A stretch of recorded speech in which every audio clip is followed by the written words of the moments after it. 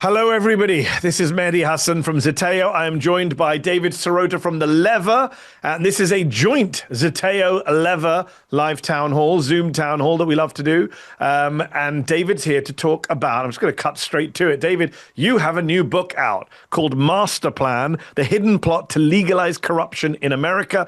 It is based on, but goes well beyond your successful podcast series for The Lever last year, which you came on to Mehdi Unfiltered to talk about at the time, which was also called Master Plan. And this is a book about political corruption, financial corruption, oligarchy, and the way in which the right has gamed and rigged our economic and political system over the last few decades. For those of you joining in the chat, thank you for joining us, whether you're a Zeteo subscriber or a Lever subscriber, or ideally both. Thank you for joining us. We're going to take your questions in a moment. But before we do, David, Master Plan, where does that phrase come from? So we wanted to try to come up with a title that implied and imparted the idea that everything we're living in now is not the result of a force of nature. It's not a result of kind of divine intervention. It is the result of a specific plan executed by a specific set of people who had specific goals. And the thing is that I know that the title of the book, right? The title of the book, Master Plan, The Hidden Plot to Legalize Corruption in America. Sounds like a conspiracy theory. Right. No, it's a conspiracy. Well, it's a conspiracy. It's not a conspiracy theory. Yeah, and the thing is that I some people are like, oh, I already know. Like, what do you mean it was hidden? Like the corruption's all in our face. Well, trust me when I tell you that nobody knew about this plan, and you don't know the story of how it was legalized because it was kept secret.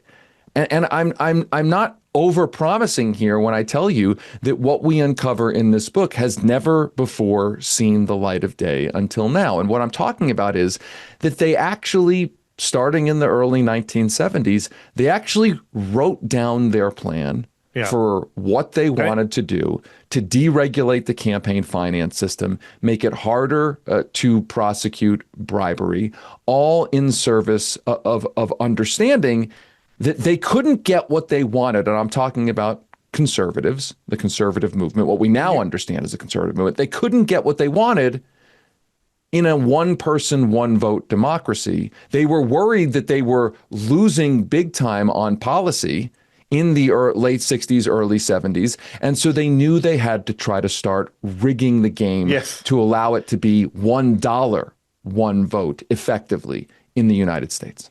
That's why it's so important to read David's book, because this is not just a book, is it, about financial corruption or free market economics. It's about the fact that the same people, the free marketeers who said we should have debates in the marketplace of ideas, realized they couldn't win in the marketplace of ideas. Most Americans don't like what they have to offer, never have. And that's why they had, as you say, to rig the political system. Sometimes when we talk about economics, or when Bernie Sanders is talking about oligarchy and inequality, these are not abstract ideas. These are tied directly to the way we are governed and the way in which democracy is being killed. That's why a lot of liberal folks who are anti what the Republicans are doing to our democratic system need to understand that there are economic links to what is going on. You mentioned the 1970s, David. Master Plan. Is the Master Plan the Powell memo of 1970? Tell our viewers what the Powell memo is. Who's Powell? Okay, so let's set ourselves up in 1971. Okay, Ralph Nader is winning all sorts of victories in Congress. Regulating corporations, the auto industry, the food industry, and the like. And a lawyer, a tobacco lawyer on the board of Philip Morris named Lewis Powell sees Ralph Nader being written up in Fortune magazine. And basically Lewis Powell has kind of a meltdown, right? He writes this memo to the Chamber of Commerce saying, look, Ralph Nader and people like Ralph Nader are a threat to essentially the American way of life, free market capitalism. Of course, his audience, Powell's audience, are like, corporate executives and the like. And he's saying we need a massive investment in the political system, in media, to protect ourselves, essentially, from a government that has become too responsive to what the mass public wants. And out of the Powell memo comes a set of task forces at the Chamber of Commerce to implement some of the specific directives of the Powell memo. Lewis Powell, months after writing this, gets a call from Richard Nixon to be installed on the Supreme Court. So Lewis Powell finds himself very soon after writing that memo in a place to start executing on the memo. And of course, the Supreme Court is almost at the center of the strategy, right? When you go back to the Federalist Society, the Heritage Foundation, obviously the Chamber of Commerce, it was always about taking control of the courts. They had this very long plan to this pipeline to get right-wing justices on the courts. And we often talk about Dobbs and Roe and abortion. We talk about these cultural issues, but so much of the damage has been done on the economic and social front, even right now under Trump and under Biden. A lot of the Supreme Court decisions were about pushing back labor rights, were about rolling back regulatory agencies. And that, again, you're saying flows all the way back to 1970, 1971, Powell and that movement. Liking this video? Then don't just watch, hit like, share and subscribe and tap the bell so you never miss a video or live show. But if you want early access to exclusive content, then you have to head to zeteo.com and subscribe now. You'll be supporting fearless, independent journalism. Right. So Powell's on the court, and soon after he's on the court, he engineers two rulings that haunt us to this day. The first ruling that he engineers and participates in, there's a radical legal theory brewing from, if you can believe it, none other than John Bolton. Okay, now I just, as an aside, the master plan cinematic universe, as we call it, has a lot of these recurring characters. John Bolton is one of them. Whatever happened to John Bolton? We never hear about John Bolton anymore. Right. So John Bolton is on the legal team in a case called Buckley v. Vallejo. So essentially, after the Watergate situation. Watergate, the first dark money scandal in the modern American history. People think about the break-in and all that, and it was about the break-in and abuse of power, but we're talking about suitcases of money, oftentimes from big corporations, funneling into the Nixon campaign. So the Congress had actually passed the Federal Election Campaign Act, which were the basic campaign contribution limits, transparency laws.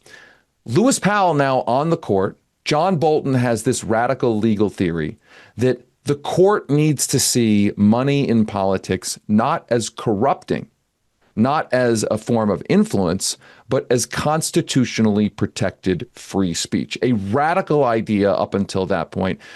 Lewis Powell's court enshrines it. Soon after that, Lewis Powell then works behind the scenes in a case, a very small, kind of esoteric case out of Massachusetts, a case that is a split decision that he uses to go beyond the small details, issue a very broad sweeping ruling that says corporations have those free speech, constitutionally protected free speech rights to spend on elections. Those two decisions become the basis for Citizens United, which was authored, of course, by Lewis Powell's immediate successor, Anthony Kennedy. Corporations are people and speech is money. Right. Money is speech. Money, sorry. Yeah. Money is speech. Money is speech. Corporations are people. Corporations are people. And therefore, corporations can never be limited in what they are spending to buy elections. That is to quote the Bible, that is the root of all evil, right? It's not just money is the root of all evil. Money in politics is the root of all evil in American politics today. Right. I certainly would argue that every single I think the part of the problem is some people treat there's like corruption as an issue, healthcare is an issue, housing is it's like no. It's all one issue. No, your housing prices are unacceptably high. Your rent is unacceptably high. Your healthcare costs are unacceptably high because of corruption. Corruption is why the Congress and the government has not only not dealt with those problems, but is actually, in many cases, on the side of those who are creating those problems. Yeah. It's the money flowing into the system. And I want to add one other thing, because I think it's not, we don't talk about it enough. I mean, we think of corruption as like money goes to a politician and then a politician does something. The other side of corruption is what we saw with the crypto industry in 2024 into 2025. The crypto industry spent a ton of money to target in a very high profile way what it called its critics to try to defeat them in elections in 2024. Katie Porter, an example, Sherrod Brown, an example in those Senate races. And the reason they did that in part was to send a message to all other politicians that if you cross us, you could become the next Sherrod Brown or the next Katie Porter.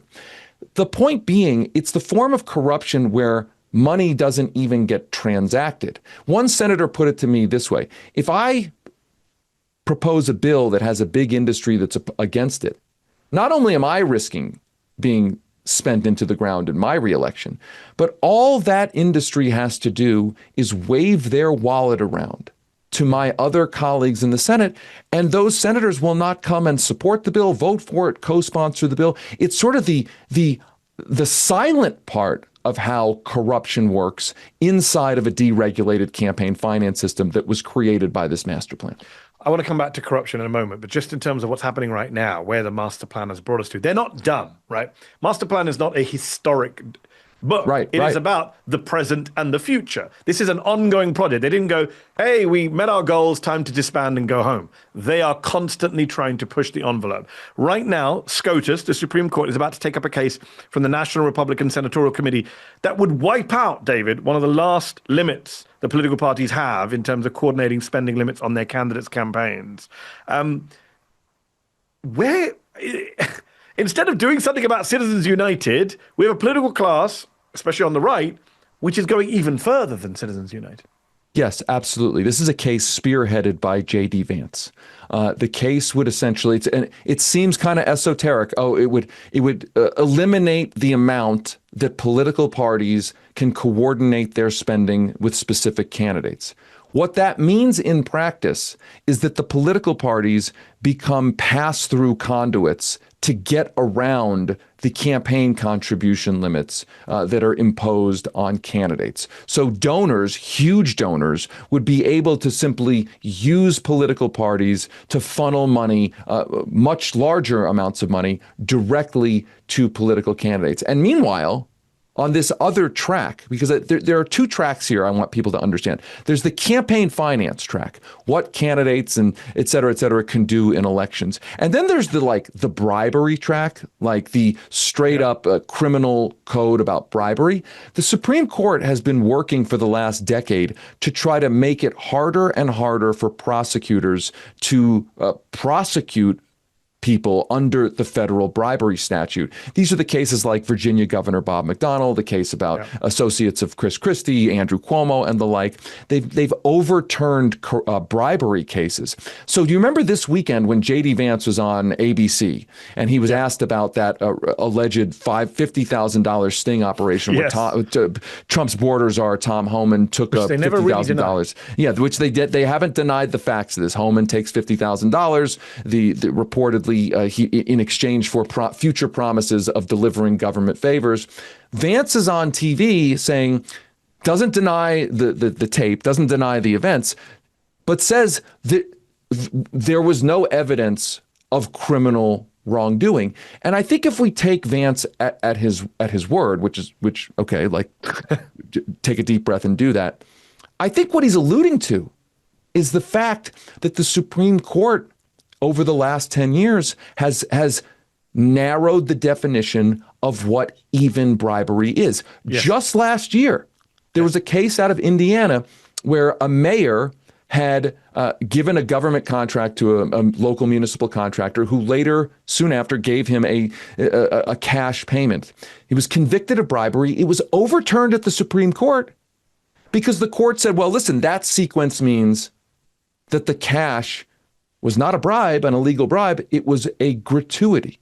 And it's insane, but let's remember, the court is issuing these rulings while people like Clarence Thomas and Sam Alito are being lavished with gifts by billionaires. Gifts, not bribes, David. Gifts. Gifts. Gratuities. Right. So the judges on the court actually have a personal interest in narrowing the definition the Supreme of what Court bribery is in the middle of its own corruption crisis that we've all just forgotten and moved on from. I remember when I was at MSNBC a couple of years ago, it was the biggest story in America. Clarence Thomas trips with Harlan Crow, all of the Paul Singer, and all the people who were coming in front of the court, all the ties between conservative justices and these billionaires, the gifts they were getting. I think didn't he pay for a house? For Clarence Thomas at one point. So there was a lot of money was changing hands, and we've all just moved on from that. I think Democrats in the Senate asked the Supreme Court justice to turn up and testify, and they said, no, we won't. So they're completely consequence-free. And so now you've got an appeal at the Supreme Court of somebody who was convicted of corruption, a Cincinnati municipal corruption situation. And the appeal, it's incredible to me. You remember the story about where Donald Trump was in a room full of oil donors, and it was reported that he said, "If you give me $1 billion, it was Mar-a-Lago, I believe. I will deliver all sorts of things that you want." It was very Dr. Evil, Austin Powers. Give me $1 billion. Right. So you think that case would be cited in court documents that say this is why we got to crack down on corruption? No. It's actually the opposite. In the appeal that's happening right now, the lawyers, by the way, a case that is being represented by Trump's former Solicitor General, by the Trump-connected law firm, one of the biggest Trump-connected law firms. The argument is, you see that? Remember that story?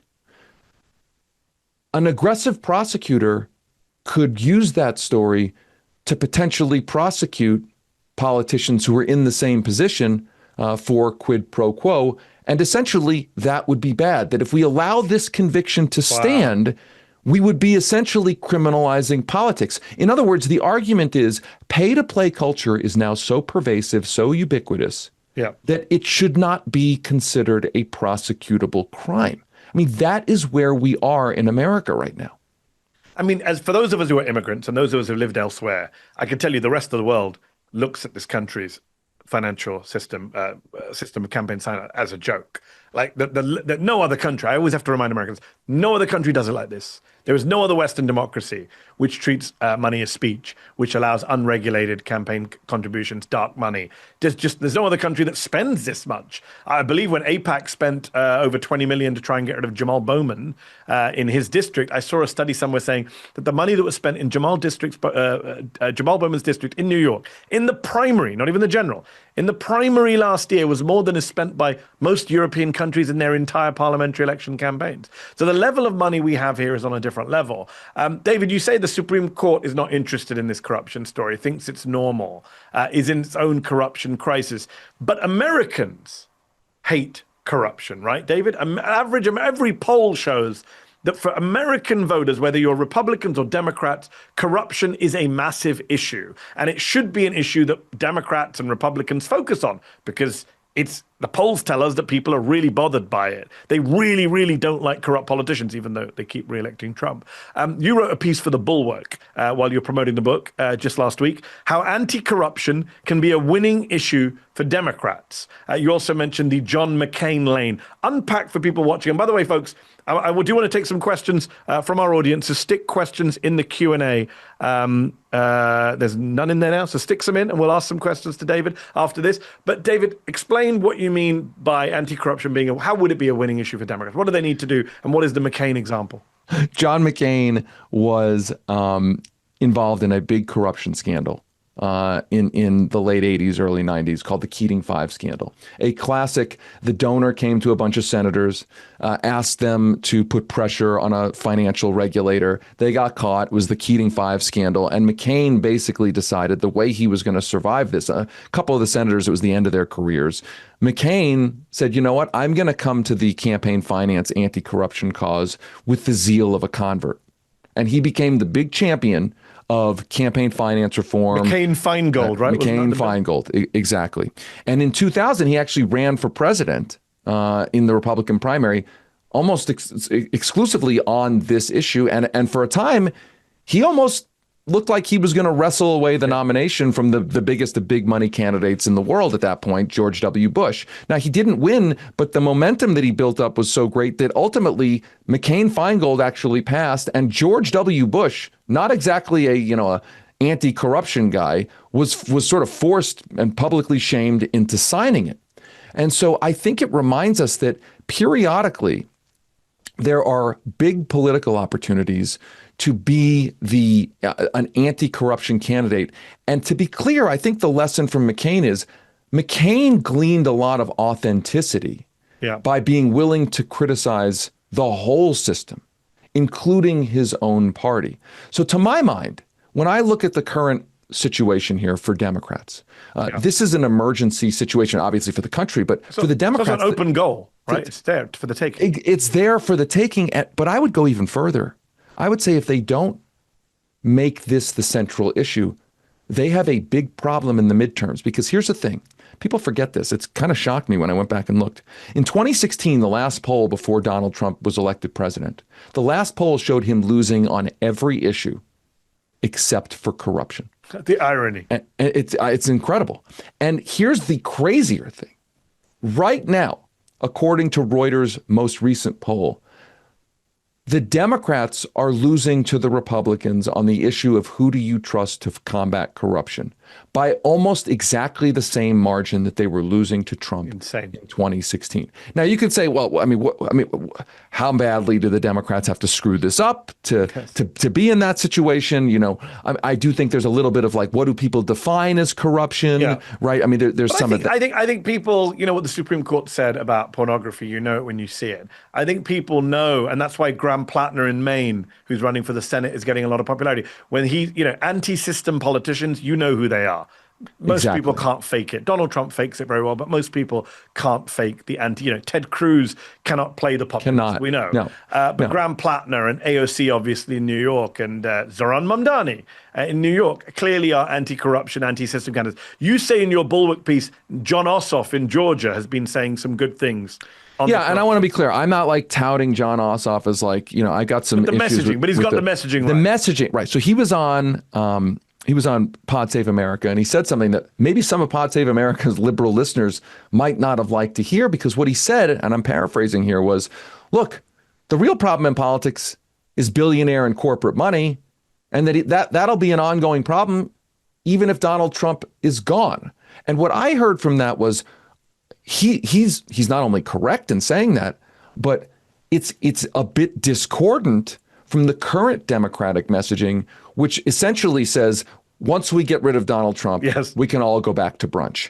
And my point here is that I do think an anti-system, in your words, an anti-system argument about corruption. Hey, we are all immersed in this. We are don't hate the player, hate the game kind of thing, right? Like that kind of message about corruption, where a Democrat or the Democratic Party can admit and say, we don't like the system that we are in. It forces us to make bad choices, right? That is the kind of thing I think would truly resonate right now, but you don't hear it very much. It's funny, you and I were talking before we came on air about the Bulwark folks, and you have Never Trumpers like Bill Kristol saying this stuff. I've seen Never Trump Republicans say it more than I've seen Hakeem Jeffries say it. Obviously, your former boss, Bernie Sanders, led the charge in 2016 and 2020, making it about oligarchy and corruption and big money in politics. I do think that it'll be an interesting moment to see if Democrats can get behind a candidate who's anti-corruption, is the message. In 2020, when people were going around saying, we lost the House Democrats lost the House because of defund the police and because of abolish ICE. I remember Waleed Shahid from Justice Democrats at the time. He put together a bunch of great videos of ads that Republicans ran in places like Miami. And they ran ads basically saying the Democratic incumbents were corrupt. And those ads resonated. It wasn't just all culture wars. Some of those Republicans were smart enough to run ads saying the incumbent Democrat is corrupt. And it worked. And I'm not sure why the Democrats wouldn't want to do that back to the Republicans. Let's take some questions from our patient audience in the chat. Meredith Hobbs has a good one. I'm always amazed at how cheaply politicians can be bought. Like $50K for Tom Homan? Why are they so cheap? David, it's a great question, because I mentioned Jamal Bowman and the millions that were spent. But when you follow someone like AIPAC Tracker, that great Twitter account that shows you how much each politician is given from AIPAC, sometimes it is very small. It's like 30, 40 grand. You're like, really? They sold all their soul for 30, 40 grand? You've worked on campaigns. Like, how much does this money matter, even the small donations? Look, I think all of it matters. I think that you would be surprised, you're right, at how comparatively small the amounts of money can be to, at minimum, gain access, right? I mean, a lot of money, I think, is used, like there's different ways money is used, right? There's like, I gave you money and you did exactly what I told you to do. A lot of the money in politics, though, is I surrounded you by money and then surrounded you in sort of an information bubble to skew your view of the world, right? That is the softer form of corruption, much more pervasive. They're socialized into the oligarchy. Exactly. So imagine being a politician where, think about John Ossoff, right? I mean, John Ossoff has raised, I think it's like $40 million so far for his reelection in one of the toughest reelections battles in 2020 in Georgia. Yeah. John Ossoff, and I'm not, it's why it's kind of amazing that he said this, that point about money, but a lot of his day is spent talking to people who can give him $3,000, whatever, $5,000, right? Like a lot of his day is spent talking to and interfacing with the richest sliver of the country. Yeah. To the point where that kind of immerses you in a worldview where it's harder to see the rest of the world. I mean, I think back to, for instance, like the campaign in 2024. I was wondering this the whole time. And I think I have an answer for it, which was, you know how in 2024, the Democrats were like, a lot of their message was like, people are wrong about the economy. The economy is actually pretty good. I was like, why are you saying that? Like, why do you feel like you need to be saying the economy is good and people are wrong? And instead of doing what FDR did in 1936 when he ran for re-election in the middle of the Great Depression, when he said, essentially the things are bad and you have to help me defeat the obstacles. I think part of the answer of why that was their message was because if you're spending all your time among people for whom the economy is good, yes, AKA the donor class, it kind of skews your thinking to be like, you know what, everyone's stupid for thinking the economy is bad because everyone I'm around is telling me it's great. I just want to clarify one thing. I half agree with you, half disagree with you. I think as an incumbent president, you have to run on defending your record and you have to say, I did some good things. And therefore, the economy is not all bad because otherwise you're just saying, well, I failed. But you're right to say the general message should be re-elect us so we can actually do more, take out the obstacles, fight with the people who didn't let us go far enough on drug pricing or minimum wage or all of that. So I think it's I would respond to you and I would say, I actually, political tactic wise, I actually fundamentally disagree. I think we have been taught. You think the Democrats should have accepted the Republican line that the economy was in a ditch when it wasn't? It was the fastest growing economy. I think the most interesting and amazing campaign of the entire 20th and 21st century was it wasn't FDR getting elected in the Great Depression, right? That's like throw the bums out. Yeah. It was how does the incumbent get reelected? Yeah. In the middle. And if you look at his campaign was, I welcome their hatred. Oh, no, I remember. Campaign, right. His campaign's analysis was, if we run as the defender of our own. That's where I'm agreeing with you. I don't think I don't think they should have run defending the system. Right, but I think you have to run on defending your record. I think that you have to. Yeah, I mean, maybe there is a point of agreement. I think Biden-Harris failed miserably in telling people we actually did do some good stuff on drug pricing. We actually do have a low unemployment rate. Like you don't concede. Look at Trump, right? Correct. Correct. Trump is going around saying, "I'm amazing. I've brought in $18 trillion bullshit." Like he is a master of banging his own drum in the way that Democrats are. Correct. Not. That's a separate argument. I think you're right. They should run against the system. Right. If I was Joe Biden, he was running Kamala Harris, I'd have said, we got 10 drug prices down. We need to bring down the other 200. Exactly. These fuckers are in the way. Exactly. Right? Exactly. That's what I would have said. Not look what we did. Yeah, look how amazing life is. Of course, we agree on that. We made some progress, but we have to go way further. Exactly. All right, let's agree on that. Janine de Neves and Patrick Levine-Rose have similar questions. I'll ask them both. David, is this problem realistically solvable under the reign of John Roberts' Supreme Court? Genuinely don't know how you go around Citizens United. Would love to hear how we can do it. And Patrick Rose adds, what reforms to the US Supreme Court do you recommend, David? He mentions jurisdiction limiting statutes, adding justices to each president get 2 appointments, new conflict of interest rules. Why won't Dems support the reform of SCOTUS? Okay, so on the reform of the Supreme Court, term limits, limiting jurisdiction, et cetera, all of that should be on the table. That should be one of the long-term goals. I also think there are ways to deal with this problem even within, let's call it, the Citizens United paradigm. So let's take a look at what Citizens United still allows for. Citizens United, as one example, allows for much stronger disclosure regimes. And I'm not someone who's here to tell you that disclosure solves the problem, but I am here to tell you that at least having better information about who is trying to buy our elections would be a big help. And there's a whole section in Citizens United where the ruling itself says we're not getting in the way of disclosure here. Arizona, not exactly a super blue state, a swing state, recently passed at its ballot by 70% an anti-dark money measure that would require disclosure of political money in a real way spent in that state. There's the Disclose Act that the Democrats have, which would require at a federal level disclosure of dark money spending. So that's one thing that can be done.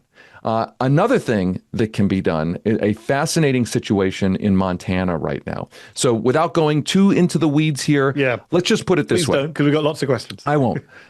Corporations are people is the basis of all of these decisions, the basis of Citizens United.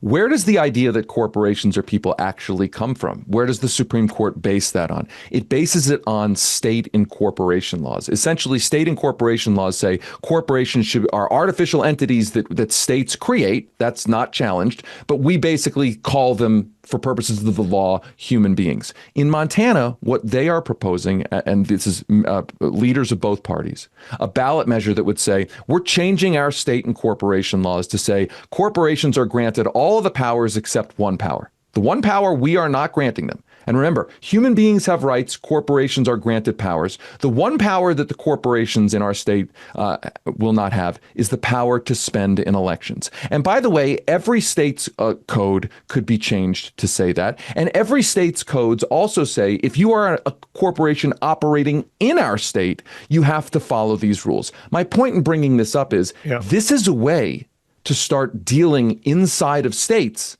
with the Citizens United problem. And Republicans will love it because they're all states' rights party, aren't they?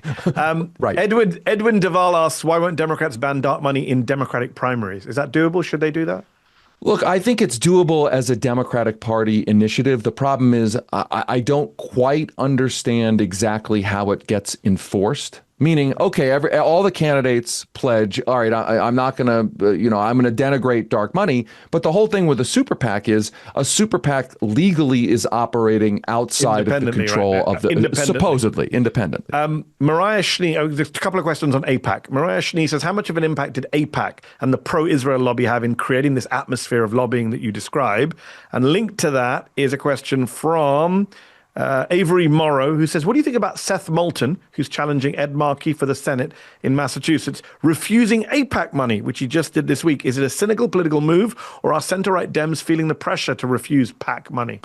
I think AIPAC is an example of the kind of thing that flourishes inside of this deregulated campaign finance system. So AIPAC, by the way, like many other corporate groups, many other business groups, AIPAC has mastered maximizing its power inside of a deregulated campaign finance system. I think when it comes to Ed Markey, the challenge that he's facing, look, I'm somebody who thinks, and I think Ed Markey has been a solid senator, but I'm somebody who thinks that like the more Democratic tumult inside the Democratic Party, small d Democratic tumult, like the more elections, the better. It forces a competition. Now, like Ed Markey's going to have to feel the pressure to be better.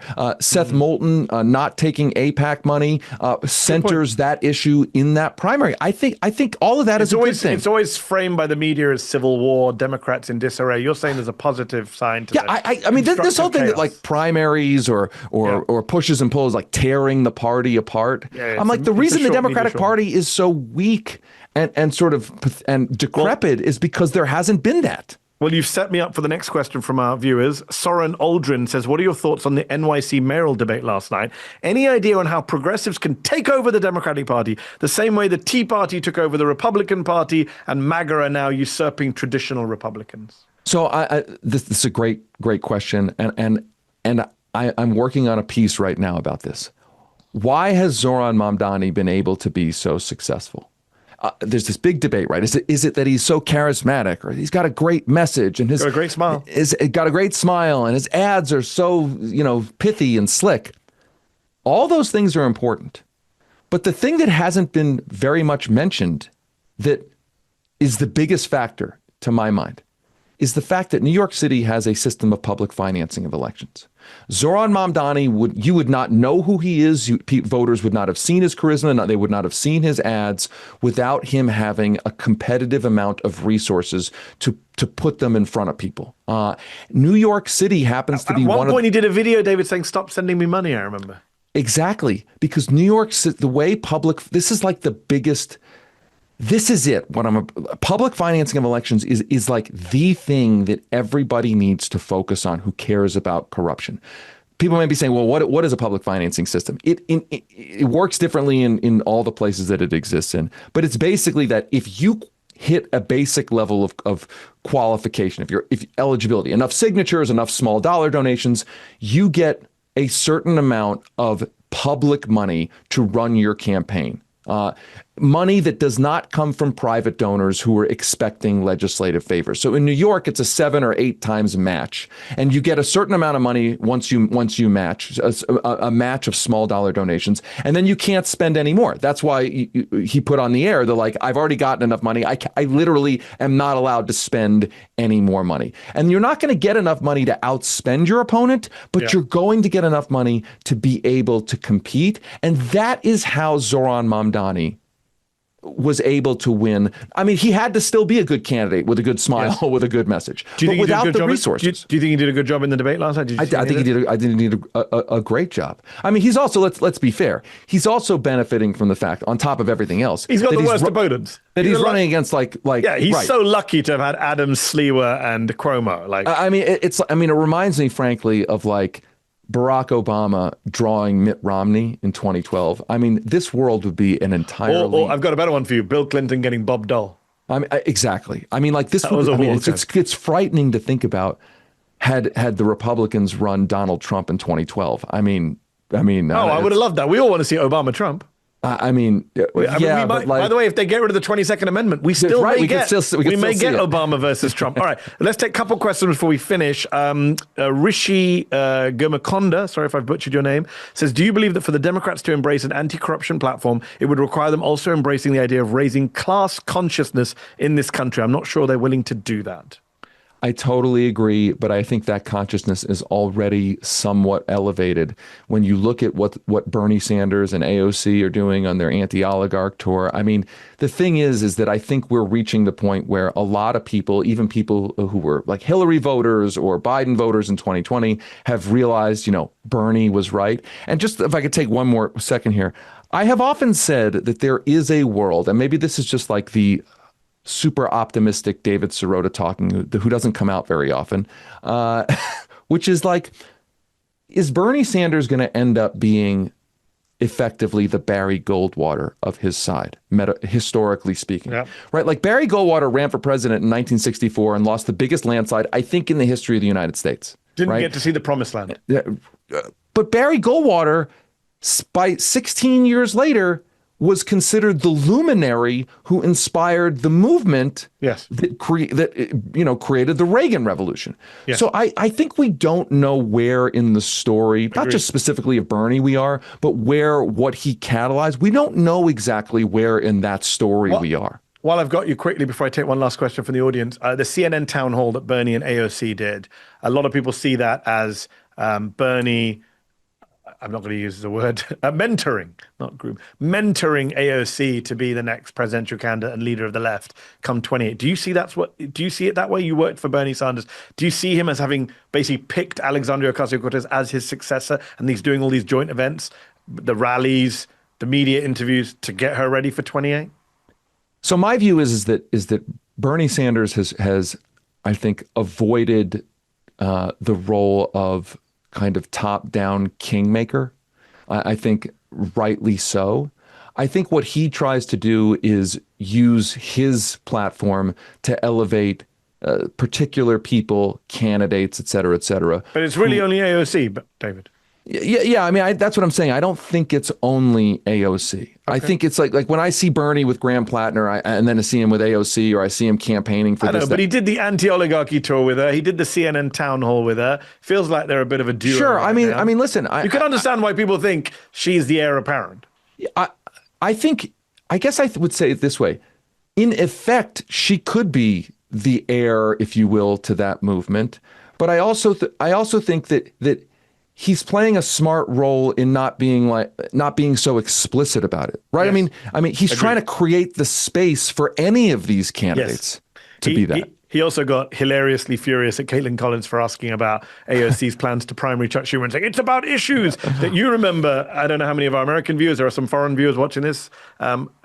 Tony Benn in the United Kingdom, the most famous democratic socialist in the UK, he used to get very upset. So it's about issues, not personalities. And Bernie's I've been on the other end of those of being yelled at by Bernie. I've been yelled at by Bernie as a journalist. Well, there you are. You're part of a large. We've all been growing... yelled at by Bernie.